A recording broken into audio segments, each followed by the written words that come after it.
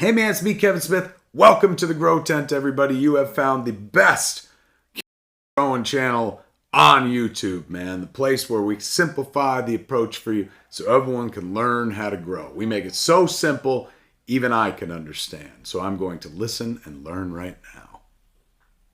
Woo! What's up, everybody? Welcome back to the Grow Tent. We got a great episode for you today. Wearing some of the best merch in the game, baby.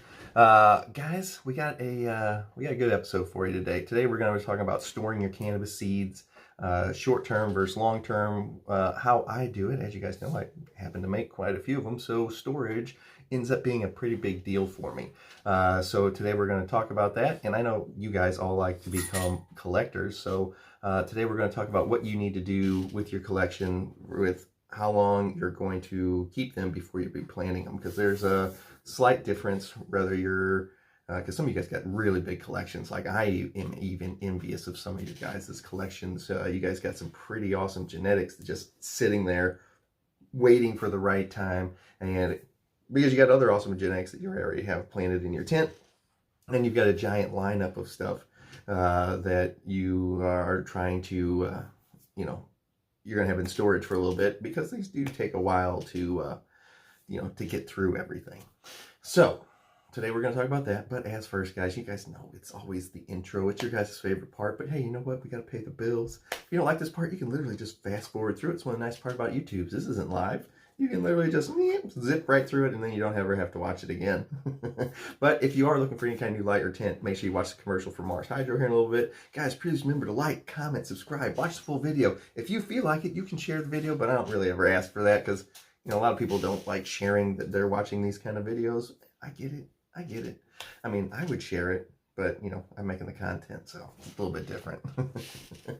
But all that kind of do where you like comments, leave likes and stuff like that, all helps the channel out a ton. You guys have been doing awesome at it. The channel subscriptions have been going crazy. I think we're almost to 126,000 subscribers, so that's freaking amazing. So hello to all the new subscribers. Hello to all the previous subscribers. Some of you guys have been with me since the beginning. I appreciate all of you. Let's roll the commercial, and then I'm ready to start talking about this. Let's roll the commercial, like 35 seconds long, and then we're going to get to the episode, guys. Thank you very much. I'll see you guys in a minute. Kind of cool stuff. Guys, you're looking for any kind of new light, new tent, new whatever, check out Mars Hydro. This is actually the second way the channel makes money. It's not as much as the Patreon, but it's still a nice little bump. If you use the code WTTGT whenever you check out, we will get a nice kickback, and you will get a nice discount at checkout for any kind of new lights, new tints, new fans, etc. Mars Hydro pretty much makes anything you could want for your tent. They pretty much make to help you grow.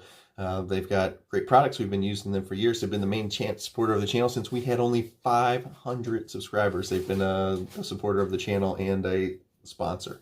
So thanks again, Mars Hydro. Please remember to use the link in the video description below. Use our code, get a discount. We get kickback. Much appreciated. All right, that's enough. Okay. Woo! What's going on, everybody? Welcome back. Welcome back. How'd you like that commercial from Mars Hydro? You guys have been going crazy with that Mars Hydro code, I gotta be honest. So huge thank you for that. All right, guys, so today is kind of like the final part of the making cannabis seeds at home. We're going to incorporate that into it, because once you have a bunch of seeds, because you made them, you're going to need to know what to do with them. But this doesn't only pertain to that. This will also go for some of your collections that you have, because some of you people have some gigantic seed collections. I mean, it would take you 10 years of just continuously growing one after another to go through all these. So if you don't take some precautionary steps, you will, oh, hi, wife. If you don't take some precautionary steps, you can actually, they'll go bad on you. It takes a while, but they will go bad considering the size of some of your guys' collections, or maybe you take breaks or anything like that. So today we're going to talk about how you need to store them, what you need to do, and if you're making them, what you need to do, those kind of, we've talked about every other step. We talked about, making the seeds, and then growing them, and then collecting them, and then like checking the buds for when they're right. And today we're going to go over what you do after you've collected them. So let's start with that part. We'll start with that part first. Like, let's just say you have a bunch that you've just collected. They need to go through an actual drying out phase. So I don't know if you ever tried this, but if you just take your seeds right off of your plant and then try to plant them, you will get almost no growth. You will probably get 1 out of 100 that will actually pop. They actually have to go through a drying out phase whenever you first take them off, or you'll have these terrible, terrible germination rates. I'm serious, like 1 out of 100 will pop because they're actually still too wet. And the moisture that they get whenever you plant them, that's actually what reactivates them and it gets them to start growing. Well, if you never give them that drying out period, so I'll collect them, I'll put them in like food, what do you call those, like food prep containers, like just big black plastic containers. And I'll actually get those and then I'll set that, let's just say this is a food prep container. This is actually just my cell phone case. It's got this nice little kickstand on it so it can sit up like this and I can prop it up places. You don't usually see these kickstands. You usually got these stupid buttons. I like the kickstands on the back of the case. So you got to order those special. All right, so let's just say this is your food prep container because it's black. It's just a smaller version of it. And I don't happen to have one here. But I will put all of my seeds in here. And then I will take this and stick it inside a brown paper bag. The kind I like are the kind you get from like the grocery store. But make sure they're not the paper with like the waxy coating on them, because some of these places, they're now putting like a waxy coat on their cardboard, on their paper cardboardy, paper bags, and it doesn't work. It doesn't absorb any moisture because they're like waterproofed. So you gotta sometimes find like the cheaper, or like at Aldi's. I don't know if you guys have Aldi's. We have Aldi's here, but you gotta find like the cheaper paper bags. If there's such a thing. Don't get the kind with like the waxy film on them. You can feel them because then they don't absorb because they can't pull any moisture out. So I will just take it, set it in that brown paper bag without the waxy coating on it, and I leave it in there for about a week. And the nice part is that brown paper bag doesn't let any light get to them, and it helps pull the moisture out of the seeds quicker. You probably don't need quicker, but it does help. And then every 2 or 3 days, I'll go through there and I actually stir them around. I'll actually churn up the ones that are on the bottom and mix around the ones that are on the top, just so they're not just sitting there. So then otherwise you get the top that are dry and then the bottom that are still moist. They're still kind of damp, we'll say. I know a lot of people don't like that word, moist. Sorry, I said it like 3 or 4 times in a row now. So for the people that don't like it, I do apologize. All right, but after you do that for like 7 to 10 days, they're pretty much ready to go up. I like to do it for 2 weeks just to, I found that whenever I dry them out like that for 2 weeks, the germination rates, they're almost 100%. So that takes complete care of that. Now let's talk about storage. I just kind of wanted to throw that part in there because I realized whenever we did the series where we did the week to week, that one was kind of left off. And I think thought it was an important part to talk about. But now for the people that aren't making stuff and just happen to own it, what you're going to want to do is keep it in that little bag that they come in. A lot of times they come in a bag that is like that, like aluminum looking metal, non-translucent bag. It actually it's protecting the seeds because it blocks out all the sunlight and keeps them in the dark. That's super important. So what you don't want to let me empty this real quick. Like these little vials, you don't want to just keep them in these little vials. Like this one says Gary Payton on it. Great basketball player. I think he was a basketball player. That's all we know him about for, right? This would mean nothing else. So these little plastic tubes, you don't want to just keep them in this and then keep them like on your desk, like I'm actually happen to be doing with these right now, but they're getting ready to go in some plugs, so it's not a big deal. So you don't want to just keep them in this because this is just a clear tube. Now, maybe you get one of those black tubes and not the clear ones. I don't know anybody that sends them out like that though. You just don't want to keep them in this clear tube. Keep it in the bag. Usually I have those little bags laying around my table somewhere, but of course I don't have any at the moment. I was unprepared today. But what you don't want to do is just keep them in this plastic tube and then like laying on your desk for weeks and months or anything at a time, or leaving them on your windowsill. You can shorten their life, their viability extremely exacerbate it. That's the word I was looking for, exacerbate.